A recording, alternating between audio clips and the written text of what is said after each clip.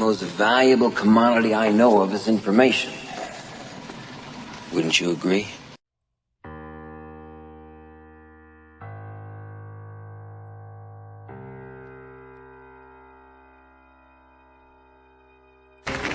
What we're going to talk about now is simply some keys to self-motivation. And all of us have motivation of some sort.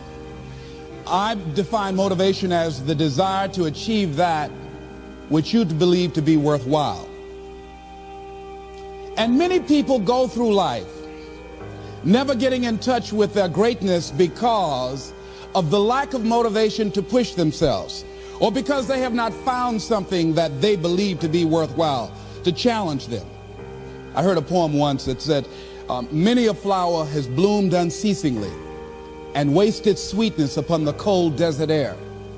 It's translated, that means simply that many a talented persons have gone unnoticed, and the world never had a chance to be exposed to their talent because that person did not take the time to begin to express or to demonstrate or to motivate themselves in the direction to bring that which they came into the universe to bring. How can you measure your motivation? How can you evaluate where you are on a scale of 1 to 10? Let's do this for ourselves mentally. How do you rate yourself from 1 to 10? Your mental attitude about yourself, how you feel about you, how you feel about life. How do you rate yourself on a scale of 1 to 10 in terms of your physical appearance, in terms of your health? Do you take care of yourself? Are you allowing yourself to get overweight and out of shape? Are you conscious of your health? Are you watching the food that you take into your body? Do you make a deliberate effort to exercise? You know, it was George Burns, he said, we cannot help getting older, but we don't have to get old. And many of us get old before our time because we don't take time to take care of ourselves. Your environment is a very good indicator. On a scale of 1 to 10, is it what you want it to be? Do you find it desirable? Are you satisfied?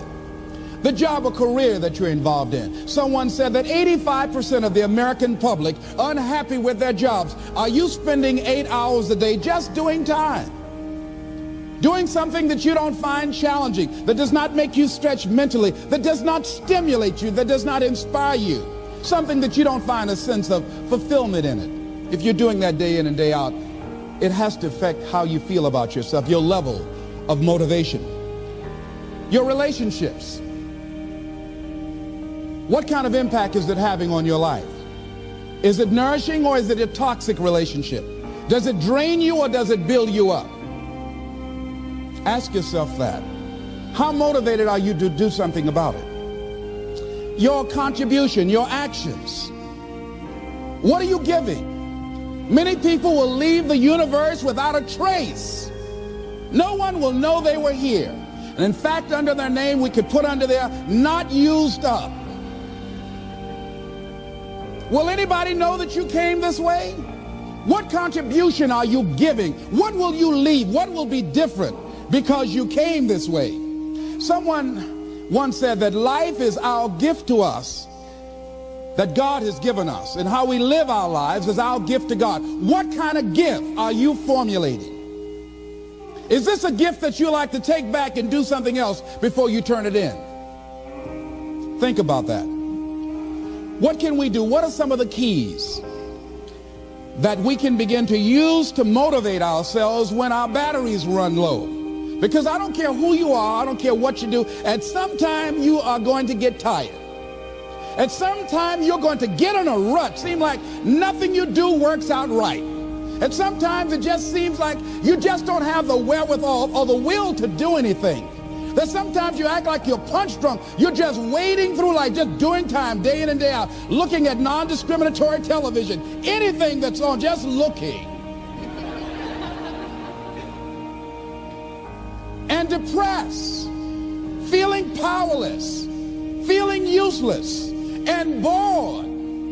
What do you do? How do you get yourself out of a rut? How do you, when you know you can do more than what you've been doing and you're not doing it and you're discontent with where you are, you get angry at yourself. How do you get out of that rut? How do you motivate yourself? One of the things that we must do is that we must be involved in working on achieving self-mastery. You must work on yourself continuously. Never be satisfied with yourself. Always know that as you invest the effort and time on you, that's the greatest ability that human beings have above animals. See, a dog can't be anything but a dog. Tree can't be anything but a tree. Human being, you've got unlimited potential. You can put effort on you, and by concentrating on you and developing you, you can transform your life wherever you are right now. So you want to work on yourself. You want to read books that inspire you and motivate you. You want to listen to tapes over and over and over again. And I suggest that you listen to tapes when you first get up in the morning. You want to control the spirit of your day. When you first wake up in the morning, your mind is operating at 10.5 wave cycles per second. That's when the subconscious mind is most impressionable. Whatever you hear in the first 20 minutes when you wake up, that will affect the spirit of your day. When you listen to tapes, listen with relaxed belief, believing that this can happen for you. And by listening to them, listen to them over and over and over again, and you will get a breakthrough. You can listen to the same tape for months, and all of a sudden you hear something you never heard before. It have a special meaning for you. Or read the same book over again, and you find some special insight. You said, I can't believe I didn't see that the first time. So you want to be involved in developing yourself. Most people won't do that. Most people won't take that kind of effort and invest that kind of energy in themselves, because they will fall prey to that conversation within. Oh, don't do that. You don't have time. You're too busy. You're too caught up in the rat race. Most people won't do that. Well, they won't take time to go to lectures. They won't take time to go to seminars. They won't take time to go to classes to improve themselves. And as you continue to work on yourself, you will begin to expand your vision of yourself. You'll begin to work towards self-mastery. And you will begin to see it reflect itself in all the dimensions of your life, your mental life, your physical life, your social life, in your relationships, your monetary life. So concentrate on developing yourself. Because if you don't, I guarantee you that you will make a settlement. And most people have. And most of us already have. What kind of settlement have you made with your life? You know, when we make settlements, out of court settlements, you've heard them. That means that you decided to take something less than what you originally wanted to get had you gone into court. And the reason that you settled outside of court is because you didn't believe that you can get it. So you made an out-of-court settlement. Many of us are making in-life settlement. We're settling for less than what we actually deserve. We don't feel good about it, but we make it work in our minds. We'll come up with some kind of excuse to make it all right. What kind of settlement have you made with your life? Many of us settle for less than what we want out of relationships because we don't have the courage to change them. I had a seminar I used to do called Are You Living Together or Dying Together? Many people are just dying together. Gladys Knight used to have a song that says, neither one of us want to be the first to say goodbye.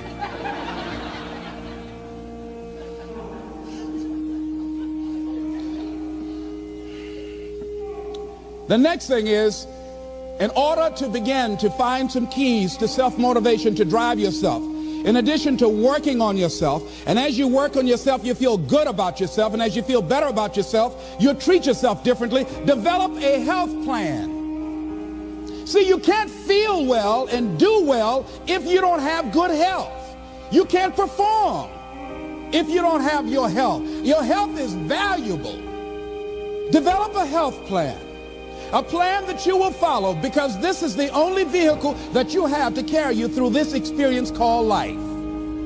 And you want to take good care of it because you love you enough. You care enough about you. And that's not easy. It is not easy having a health plan and sticking to it. But you're worth it doing it again and again and again. I have lost 22 pounds several times. I always do it. I love potato chips. People who know me know I love M&M peanuts. I love peanut butter and jelly sandwiches. I love my mother's sweet potato pie. I love this. It's not always on my health plan, but I put it on there sometimes. I said, life is too short to go without sweet potato pie. If I go tonight, I want you to slip a slice of sweet potato pie in my casket and watch the smile on my face.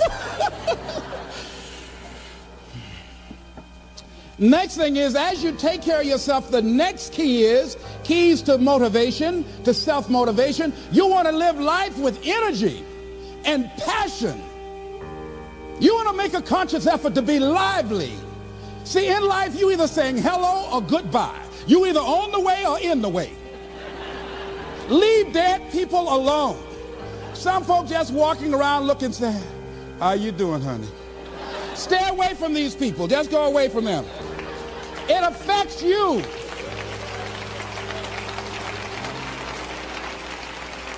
You want to smile. You want to be happy. You got a lot to be thankful for. But you watch some of the faces around you every day. And I tell you, some of these faces, they will put you in a depressed state of mind. So you want to avoid these kind of faces. When you see them coming, turn your head. Next thing is that you want to monitor your inner conversations. The things that you say to yourself. You want to watch them, and in watching them, you want to take charge. A friend of mine told me this evening, and she did it excellently. She said, I didn't want to come tonight. I was feeling so depressed. And I said, I'm going anyhow.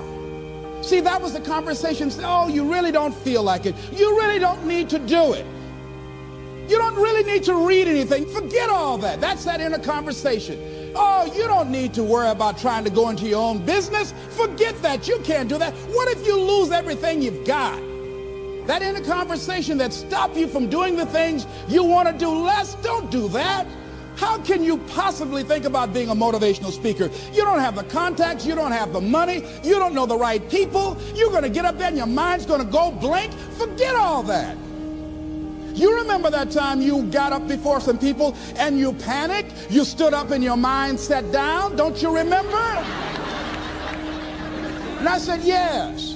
And then I said, shut up. So you've got to learn to stand up to yourself inside yourself. And short circuit, override that conversation that's always going on. 85% of what that conversation will tell you is negative. It's negative.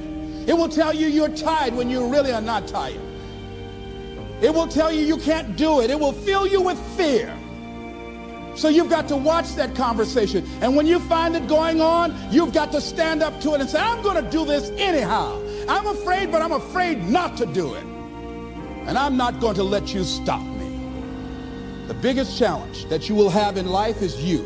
There's an old African proverb that says, if there's no enemy within, the enemy outside can do us no harm. The next thing that is a key to self-motivation is that you've got to ask yourself, what do I want out of life? What do you want out of life? What do you want out of a job? What do you want out of a career? What do you want out of a relationship? What do you want? What gives you your life? How will you know when you got it? What will make you happy? You need to know. You need to start asking yourself some questions. What do I really, really, truly want? You need to be exact about that. Don't be vague. Oh, I just want to be happy. That's too vague. What will make you happy? How will you know when you got it? Zero in on it. Be exact. Be specific. And as you do that, that will stimulate that superconscious mind or the reticular activating system of your mind that will begin to find those things, to identify with it. And once you begin to determine that which you want, take the time to write it down. Don't just think about it. Write it down. That is a subjective process that engages the subconscious mind. Write it down. Once you write it down, read it 3 times a day, morning, noon, and night.